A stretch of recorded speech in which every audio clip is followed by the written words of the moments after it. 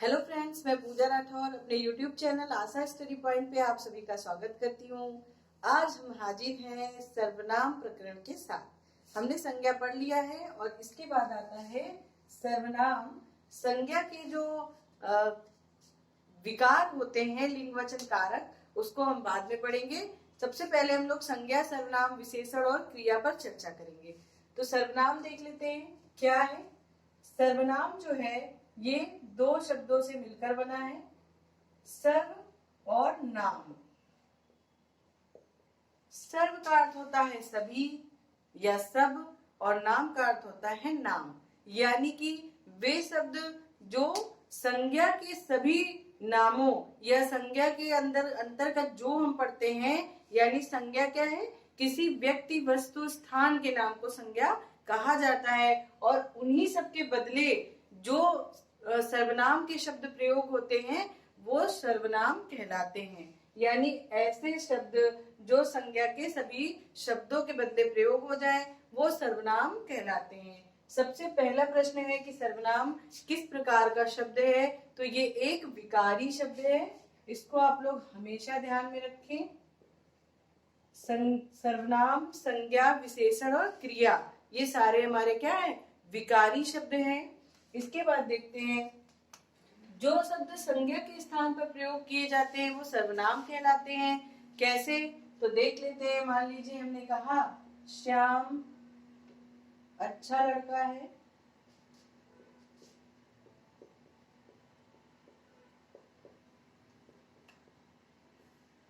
श्याम सुबह उठकर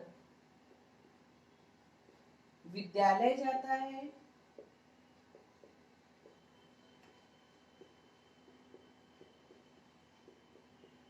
श्याम अपनी सारी जिम्मेदारी पूरी करता है। तो बार बार श्याम जो है, अब ये जो शब्द है श्याम, ये संज्ञा का पद है।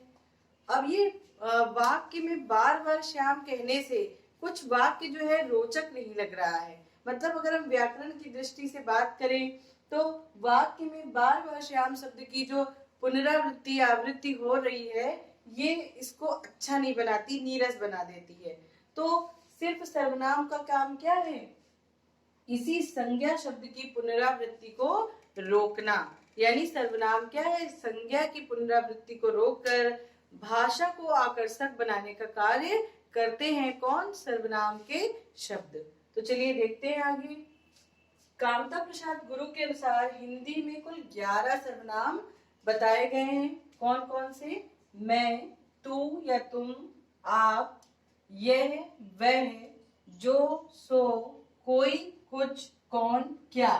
और इन्हीं 11 सर्वनामों को जब हम प्रयोग करते हैं वाक्य प्रयोग के अनुसार तो इनके 6 भेद किए गए हैं। यानी कि ये 11 सर्वनाम इन 6 भेदों के अंतर्गत कहीं ना कहीं आते हैं। इनको अभी हम डिटेल में पढ़ेंगे। सबसे पहले देख लेते हैं कि प्रयोग के अनुसार सर्वनाम के कितने भेद हैं। तो प्रश्न आपका यहाँ से बनता है। सबसे पहले तो आपसे पूछ सकता है हिंदी में कुल सर्वनामों की संख्या कितनी है। तो 11 और 6 आपको दे देगा। यहाँ पे आप क्या होंगे, भ्रमित होंगे, कंफ्यूज होंगे, क्योंकि आप अंतर नहीं कर पाएंगे इसमें और इसमें। तो इसको ढंग से समझ लेते हैं कि अगर वो हिंदी में कुल कितने सर्वनाम पूछता है या कामता प्रसाद जी ने कितने सर्वनामों की चर्चा की है, तो 11 सर्वनाम होंगे।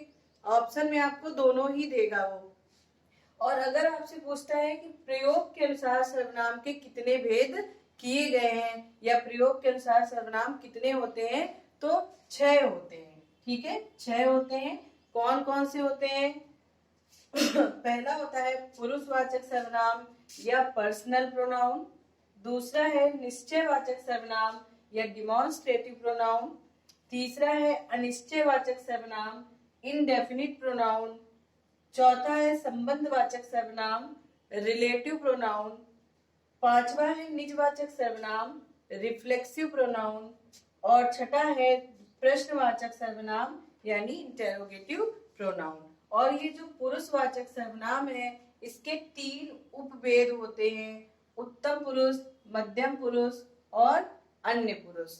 ठीक है, तो इसको भी ध्यान में रखेंगे। आपसे प्रश्न बहुत सारे यहाँ से पुटअप किए जा सकते हैं, पूछेगा उत्तम, मध्यम और अन्य पुरुष जो है वो किस सर्वनाम के उपभेद हैं या किसके अंतर्गत आते हैं। और जब अभी हम आगे इसको डिटेल में पढ़ेंगे तो इनके अंतर्गत आने वाले जो शब्द हैं यानी ये जो प्रोनाउन है इन्हें भी उदाहरण में देके पूछता है। ये सब तो जब हम लोग प्रश्नोत्तरी देखेंगे सर्वनाम पे तो डिस्कस कर लेंगे, लेकिन अभी हमें क्या जानना है कि हिंदी में कुल सर्वनाम 11 हैं और प्रयोग के अनुसार 6 है। इसमें से आपको 3 प्रोनाउन देगा, 3 सर्वनाम देगा और एक दे देगा अलग। जैसे मान लीजिए गुणवाचक दे दिया तो पूछेगा कि दिए गए विकल्पों में से कौन सा सर्वनाम का भेद नहीं है, तो 3 इससे दे देगा और एक अलग देगा और पूछ लेगा आपसे कि सर्वनाम का भेद क्या नहीं है, ठीक है। या फिर 3 अलग देगा, जैसे मान लीजिए जातिवाचक दे दिया और व्यक्तिवाचक दे दिया और भाववाचक दे दिया और एक दे दिया कि निश्चयवाचक, तो पूछेगा कि दिए गए में से कौन सा सर्वनाम का भेद है। ये तो एक पुराना तरीका है प्रश्न बनाने का, तो इनको चलिए डिटेल में पढ़ते हैं कि सर्वनाम किसे कहते हैं।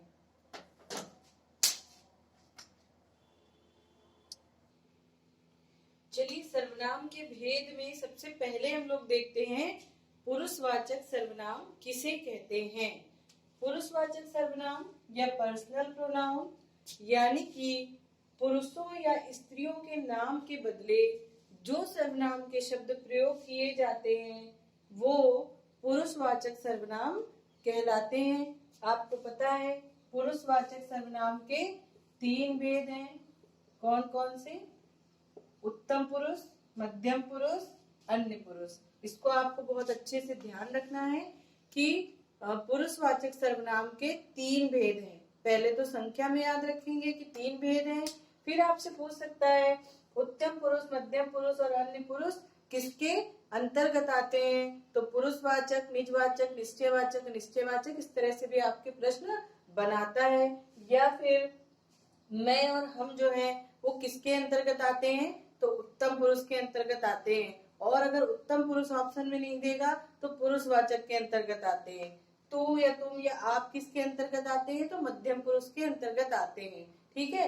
या फिर आपसे वाक्य बना के दे देगा कि मैं खेलने जाऊंगा, तो मैं को अंडरलाइन करेगा, कहेगा दिए गए रेखांकित शब्द किसके अंतर्गत आता है, तो उत्तम पुरुष के अंतर्गत आता है। मतलब प्रश्न आप लोग जितना सोच सकें कि कितने तरह से यहाँ पे प्रश्न बना सकता है, अपनी तरफ से भी मैं पूरी कोशिश करती हूँ कि सारे तरह के बनने वाले प्रश्नों को आपके सामने रखूं। चलिए देखते हैं उत्तम पुरुष क्या है।